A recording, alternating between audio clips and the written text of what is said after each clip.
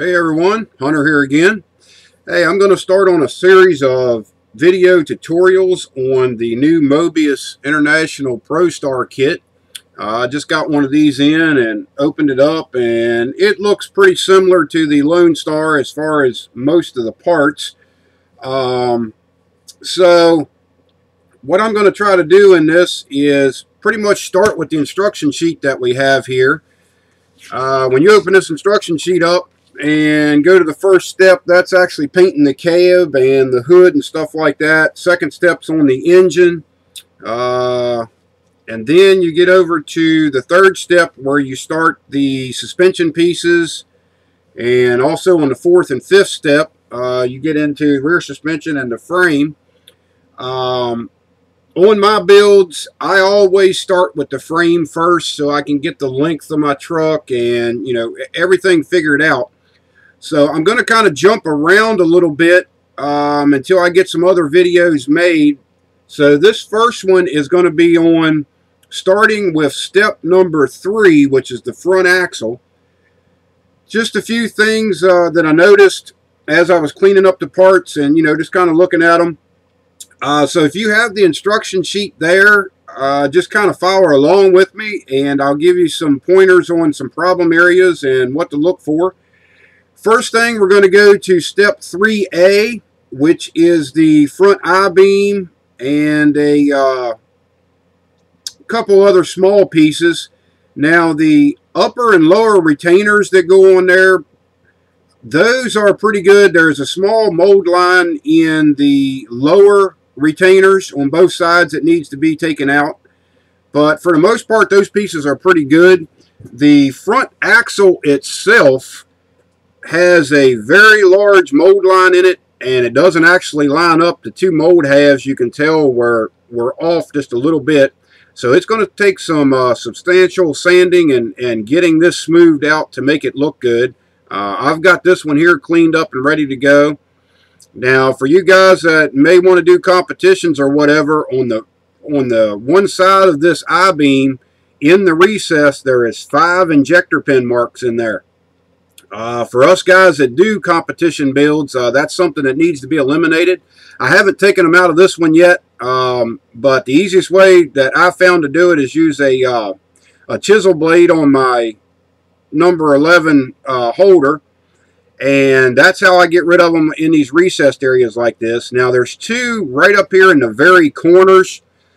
I would say for a competition model, you don't even need to mess with those because by the time you get the suspension and stuff on, you're never going to see those. And if a judge picks that up and you get docked for that, that's a judge that's being overly particular. But I would say for the most part, you could let those 2 go, but these... There's one here, one in the center, and one over here. Try to get rid of those because they are very visible, and especially if you have a mirror under the model, like I will on this build. So for as far as part or step 3A, that's basically all there is to it. Clean up the mold line on this front I-beam, and that will look pretty decent for you. Then we move on to 3B, which is basically the backing plates, the steering linkage, and the tie rod. Now, the tie rod, when you go to clip this from the parts tree, on the ends of it, there is a very large connector where it connects to the parts tree. Be very careful snipping that off, because if you don't, you're either going to break off this round tip, and that's especially bad for you guys that want a steerable front suspension. I personally don't use posable suspensions. I glue mine in place straight ahead because I don't like stuff moving around when I'm transporting it to and from shows and stuff. So, but if you want to keep the steering front suspension, then you know, this kit is designed very well for that. So now this piece also has a pretty good size mold line front and back on it, and it does have some flash on it that needs to be cleaned up.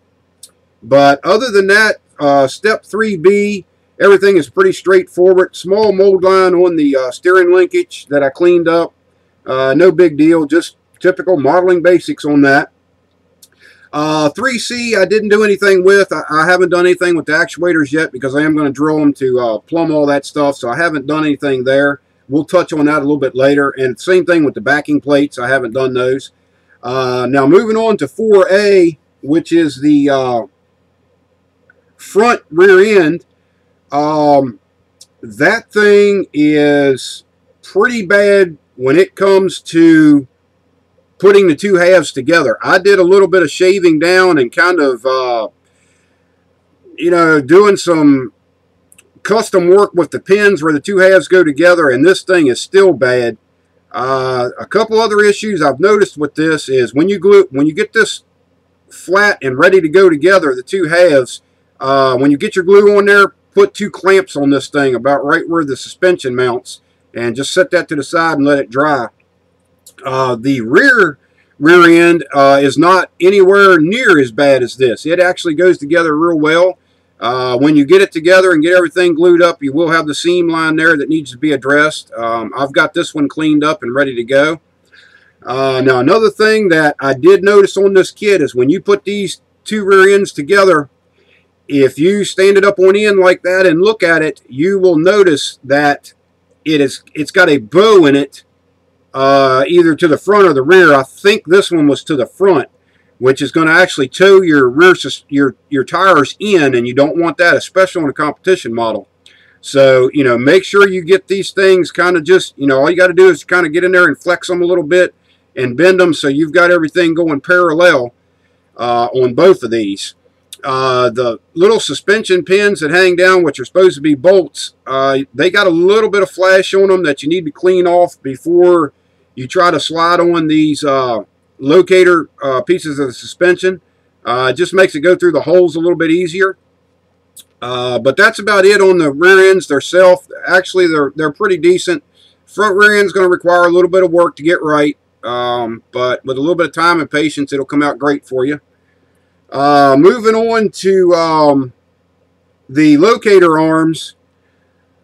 So far in this suspension build, this is the worst piece of the kit as far as I'm concerned. There is injector pin or sink marks underneath of this thing.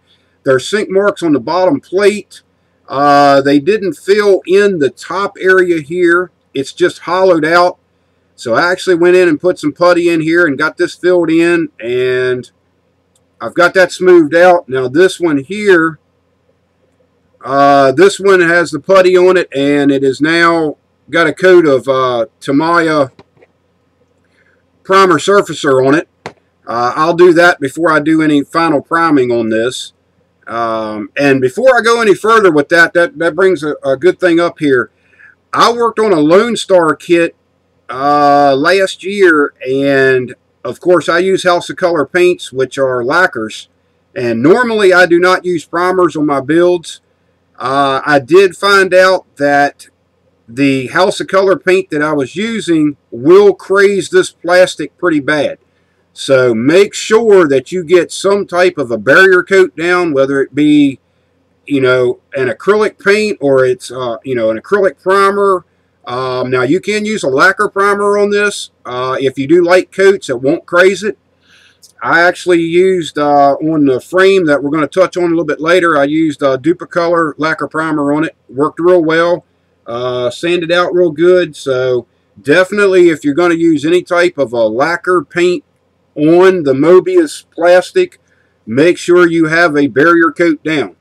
I can't say that all lacquers are going to craze it, but from past experience, I know that what I tried to use, and I use on most of my builds, I've used it on Revell, I've used it on, you know, just about every kit out there, and I have not had that problem spraying it directly on the plastic. But the moebius kit, I did have a problem with it. So, you know, make sure you get a primer coat or a barrier coat down. So yeah, these suspension pieces here, like I say, to me, they're actually one of the worst parts of the kit that I've run across so far. It took me about probably an hour and a half to get these cleaned up and get them filled and, you know, prepped and ready to go. And they're getting close, so, but spend a little bit of time on these and it'll give you a much better looking suspension when you're done. Now we're moving on to a step that I think's a little bit further back in the instructions. Yeah, it's back in 5E, but I went ahead and glued the airbag halves together. They actually, if you fit them very take your time and fit them very well. The seam in these is almost non-existent. I'm going to dress the seam up a little bit more, and I'll touch on that in another video when we get to that part. But so far, the airbag halves look pretty decent. So as far as steps 3A through 4D, that's pretty much all you need to look for. Like I say, with the brake actuators and the backing plates, I haven't done those yet, but they look like they're pretty decent. So, you know, you can add those in and just go on with it. So that's going to cover it for this video. The next one I'm going to do is going to be starting with procedure number 5, which is the frame assembly. So I'm going to do that one next. Start on that video next. So if you have any questions or you know, concerns on this video, just leave me a comment on the video, and I'll be more than glad to get back to you. So hopefully, if you follow along with these tutorials here, it'll help you out in building this prostar kit. I'd like to give a shout out to Moebius for you know, giving us a new kit and at least some modern stuff now. But you know, even building this thing box stock, if you take your time and address your modeling basics and just be a little bit particular on it, it's going to build into a very nice kit. So I'm going to let you go on this video, and I'll talk to you again when we start doing the frame tutorial. And until then, have fun cleaning these parts up, and we'll talk to you a little bit later. Bye-bye.